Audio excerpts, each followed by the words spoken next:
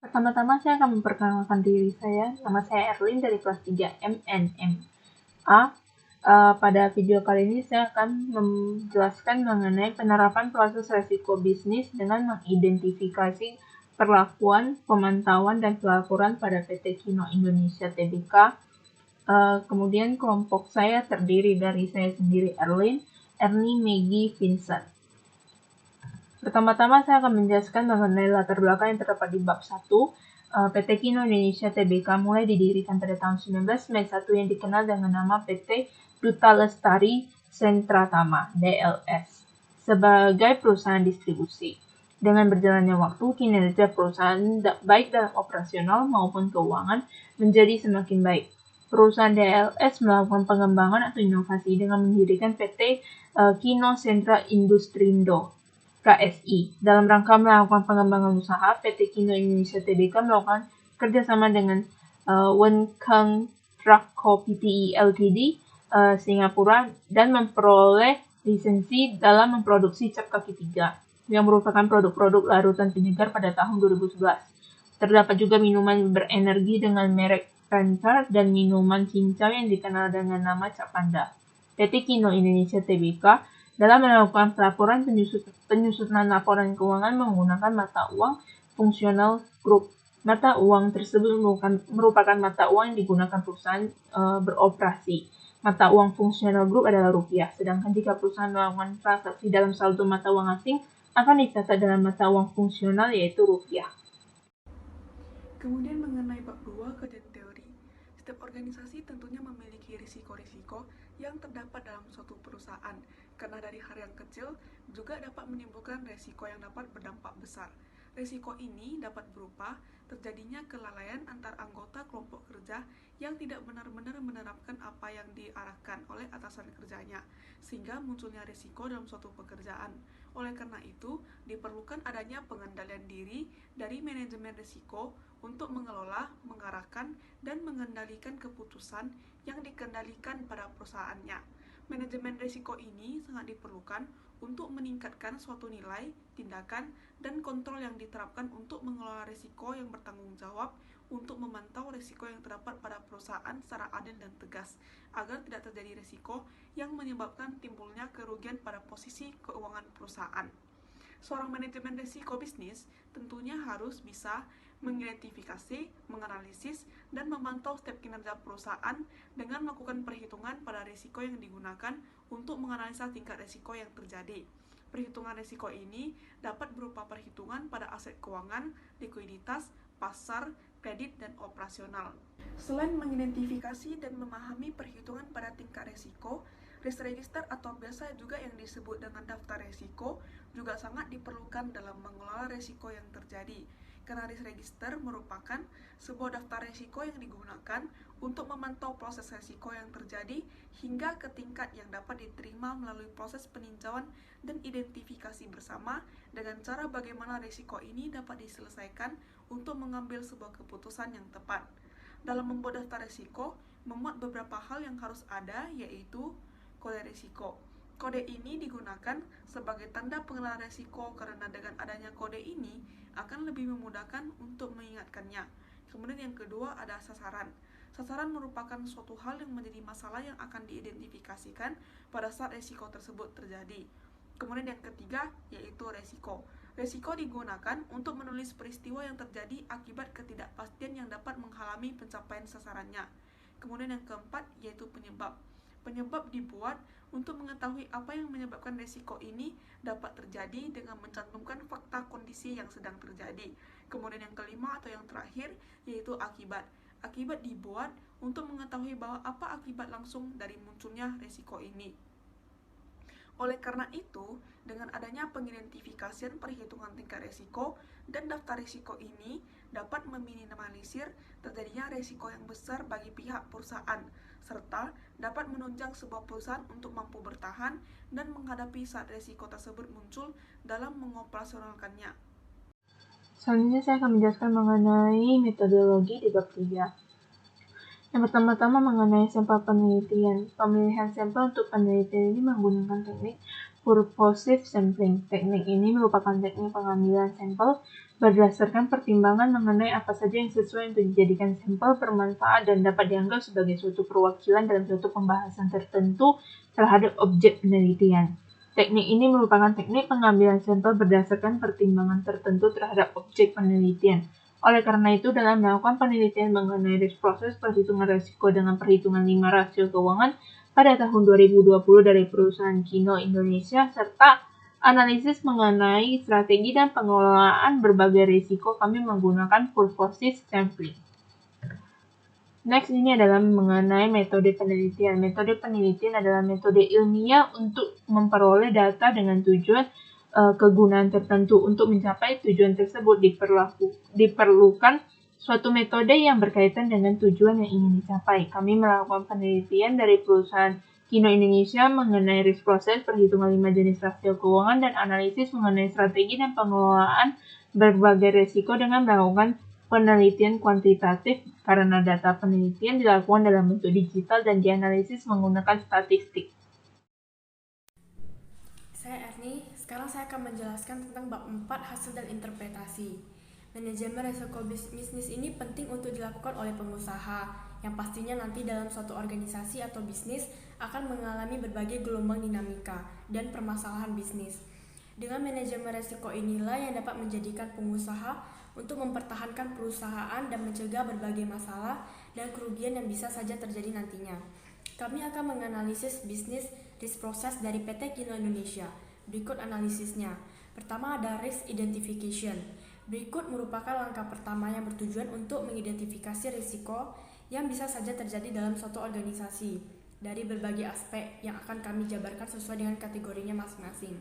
Jadi kami akan membahas risiko dalam kegiatan usaha pada perusahaan PT Kino Indonesia. Dari analisis ini kami terdapat beberapa masalah risiko dalam perusahaan tersebut, yaitu pertama, ketidakberhasilan dalam mempromosikan suatu merek dari produk. Jadi triggernya ini yaitu perusahaan tidak berhasil dalam memproduksi produk dikarenakan kurangnya inovasi. Kedua, ketidakmampuan mempertahankan atau meningkatkan pertumbuhan yang telah dicapai di masa yang akan mendatang. Jadi triggernya yaitu pertumbuhan yang telah datang membuat perusahaan tidak dapat mengikuti pertumbuhan yang ada. Ketiga, resiko persaingan usaha yang ketat. Dari di sini yaitu triggernya yaitu perusahaan besar lainnya yang memasarkan produk seperti PT Kino Indonesia menjadi pesaing yang ketat. Dan keempat, permasalahannya resiko terkait kegagalan sistem teknologi informasi. Jadi triggernya teknologi informasi yang kurang sehingga membuat perusahaan terancam untuk kehilangan data. Dan yang kelima, risiko keterbatasan sumber pendanaan sehubungan dengan ekspansi bisnis. Jadi triggernya yaitu dana yang terbatas membuat perusahaan tidak dapat mengembangkan produknya dengan maksimal. Dan kedua ada risk assessment. Pada risiko tersebut akan dilakukan penelitian tentang nilai potensi kerugian dan keparahan yang mungkin akan terjadi nantinya.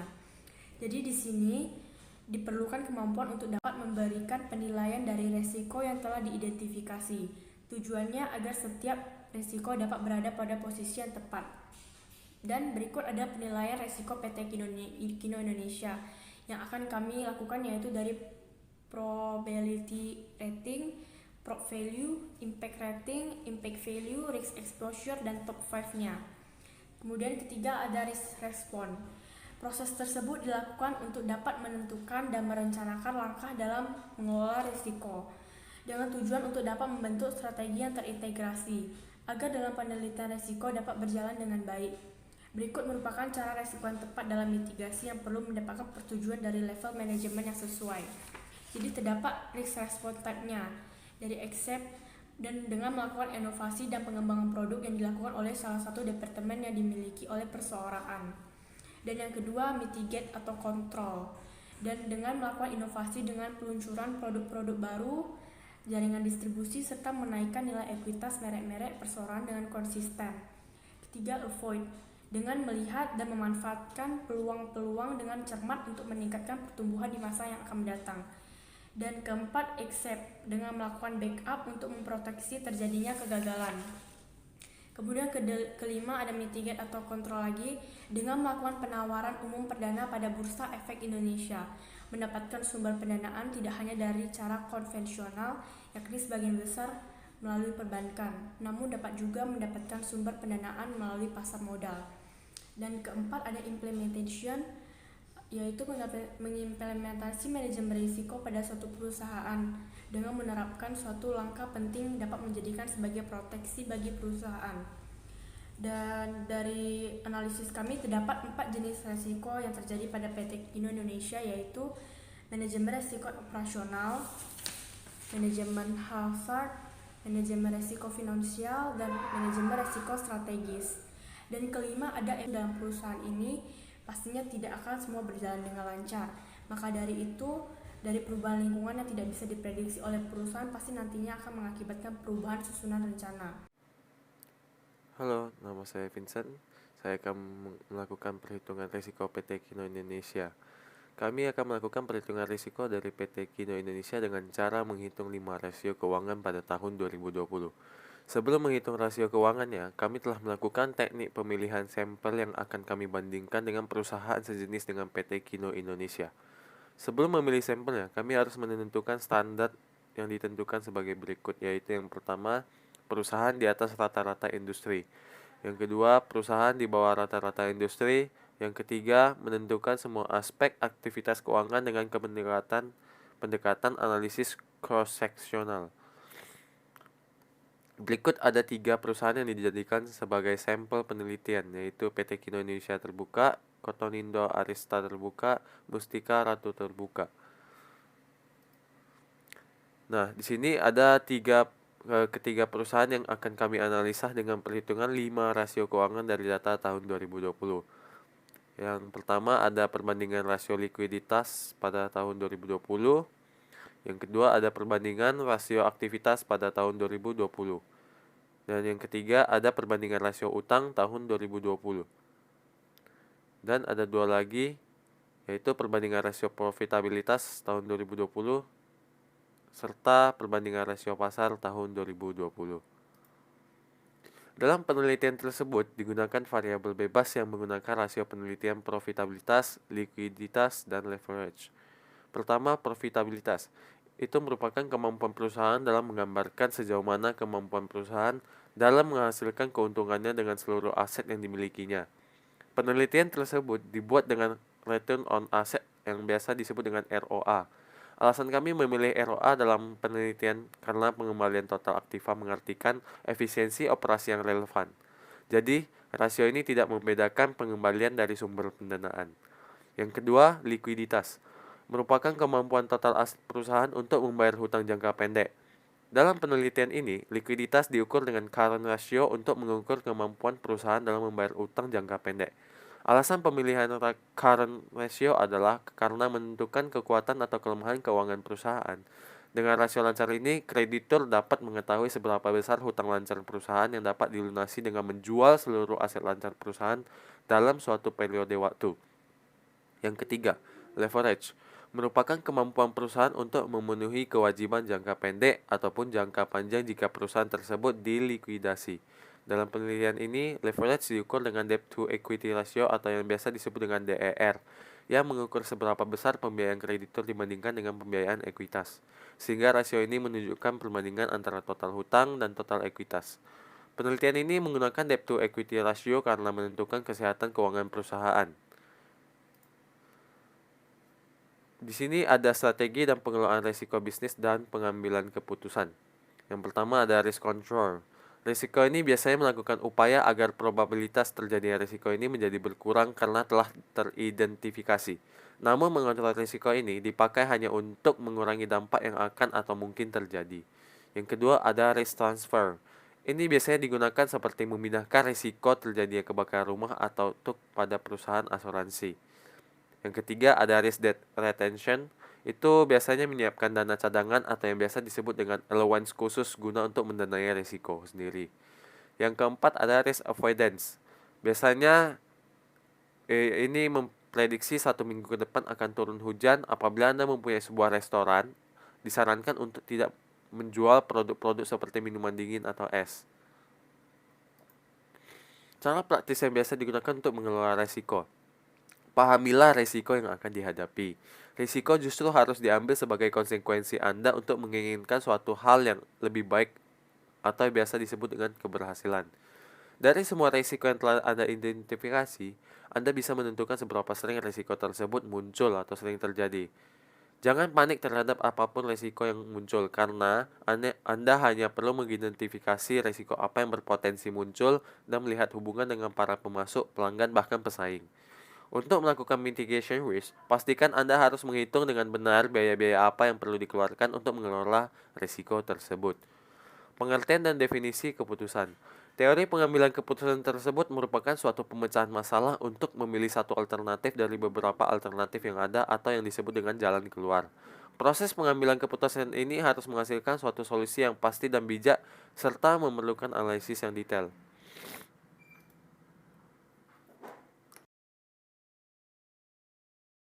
Pengambilan keputusan yang tepat.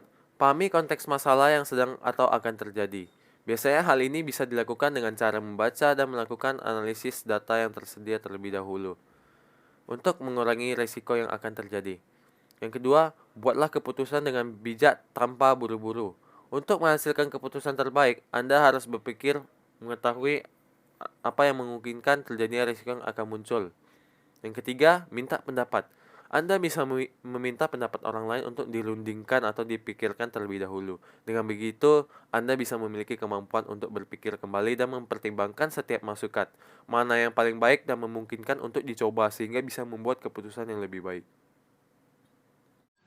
Selanjutnya saya akan menjelaskan mengenai kesimpulan dan cara pada bab 5. Yang pertama mengenai kesimpulan, PT Kino Indonesia adalah perusahaan manufaktur. PT Kino ini membuat beberapa produk untuk perawatan seperti sampo, pasta gigi, dan sabun dan lainnya. Dalam melakukan analisis mengenai risk proses terdapat 5 jenis risiko. Yang pertama adalah ketidakberhasilan dalam mempromosikan merek-merek produk. Kedua, ketidakmampuan mempertahankan atau meningkatkan pertumbuhan yang telah dicapai di masa mendatang. Ketiga, risiko persaingan usaha yang ketat. Keempat, resiko terkait kegagalan sistem teknologi informasi. Kelima, resiko keterbatasan sumber pendanaan sehubung dengan ekspansi bisnis. Dari 5 resiko tersebut, resiko yang menurut kami paling berpengaruh terhadap perusahaan yaitu resiko dalam ketidakberhasilan dalam mempromosikan merek produk dan persaingan usaha yang ketat. Karena jika dengan ketidakberhasilan dan dalam mempromosikan produk dapat mempengaruhi kelangsungan perusahaan.